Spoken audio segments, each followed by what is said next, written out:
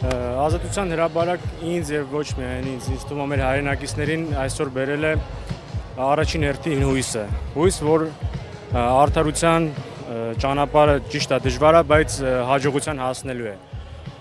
Վերջի շրջանում տեղի ունեցած իրադարձությունները ցավոք սրտի մեր հայրենակիցների մոտ այդ հույսը կոտրել են, բայց տեսնում ենք, որ այսօր այնուամենայնիվ կան մարդիկ, որ դեռևս իրենց ներկայությամբ ուզում են ցույց տալ, որ բոլորս հայ առաքելական Սուրբ եկեղեցու կողքին ենք, այն մարդկանց կողքին ենք, ովքեր որ իրենց դիրքորոշման պատճառով այսօր ազատազրկման մեջ են, քաղաքական հետապնդումների են ենթարկվում, ինչպես նաև այն մարդկանց կողքին ենք, ովքեր որ սպասավորներն են եկեղեցու եւ իրենց կեցվածքով, աստվածահաճո գործով չեմ հասկանում ինչու որոշ մարդկանց համար խնդիրներ են առաջացնում։ Հետևաբար մեր հայրենակիցների հետ միասին մենք ուզում ենք այսօր ցույց տալ, որ հայ առաքելական եկեղեցին, կրոնը եւ հավատքը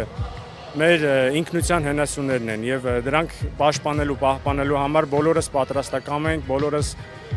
մեր կարողությունների չափով մեր ներդրումը պետք է ունենանք, որպեսզի գրանցենք անխուսափելի հաջողությունը։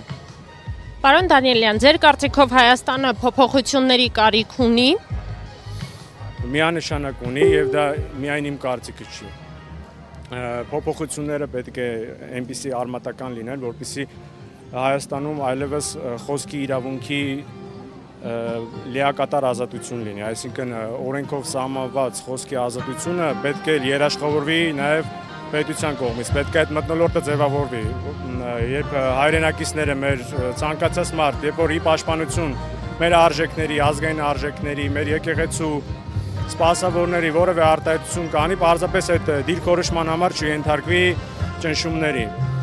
Սակայն փոփոխությունները պետք է գլոբալ կատարվեն, միայն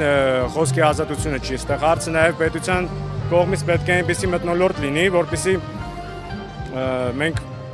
ցանկացած բոլոր ոլորտներում կարողանանք առաջընթաց գրանցենք։ Այն ինչ այսօր կատարվում է մեր արժեքների շուրջ, ազգային արժեքների շուրջ, դա որևէ կերպ որպես առաջընթաց բնութագրել հնարավոր չի, որովհետև Իսկ ինչպիսին պետք է լինի այն ուժը, որը կարող է երկիրը հանել այս ծանր վիճակից։ Ուժը պետք է լինի մեր ժողովուրդը, հենց այն ժողովուրդը, այն հավատավոր ժողովուրդը, ով այսօր ցավ է ապրում այն իրողությունների պատճառով, որոնք որ ստեղծված են, հենց առաջի հերթին ներքին խնդիրներով, պայմանավորված, ինչպես նաև արտաքին մարտահրավերներով։ Եվ ուժը պետք է լինի գաղափարի շուրջ ձևավորված մեր հայրենակիցների միասնությունը։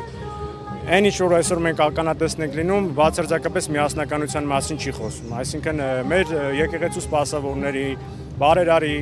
եւ մյուս մեր հայրենակիցների նկատմամբ իրագործվող ճնշումները եւ սահմանափակումները նպատակ ունեն ոչ թե միավորելու ժողովրդին գաղափարի շուրջ, այլ տարակարծությունը հասցնել ծայրահեղ մակարդակի։